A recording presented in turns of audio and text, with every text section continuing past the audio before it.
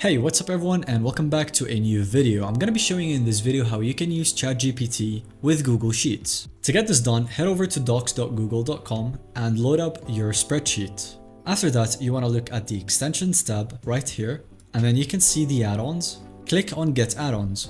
From here, you can see GPT for Sheets and Docs, so click on this and then install it. You need to give the extension a bunch of access, which is gonna be what you can read here. You can go ahead and read it, and if you agree with it, you can click on continue. And now your GPT extension should be installed. Click on next.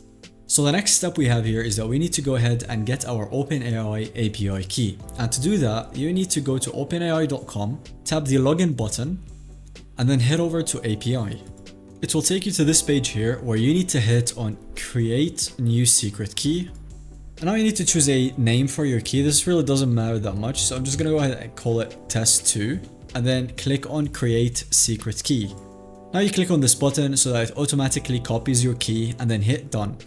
After getting the secret API key, you can head over to extensions again and then hover over GPT for Sheets and Docs, set API key, and then this tab opens up here where it says enter your OpenAI key. So you just paste it and then click on next. And now your extension should be added into the cells. You can go ahead and test it out by copying the simple command right here and then pasting it in a cell. Now keep in mind that you need to have an active ChatGPT subscription. So if you don't have that, it will most likely not work as of right now. Maybe in the future it will become free, but for now you will need a subscription. So you can copy and paste these commands into your cells. To make sure that they work. And after you do that, click on next. So if you have a ChatGPT subscription and it still doesn't work, it's gonna be for another reason, which is just like mine. I just created my key and it could take up to 30 minutes for the new key to register and become active.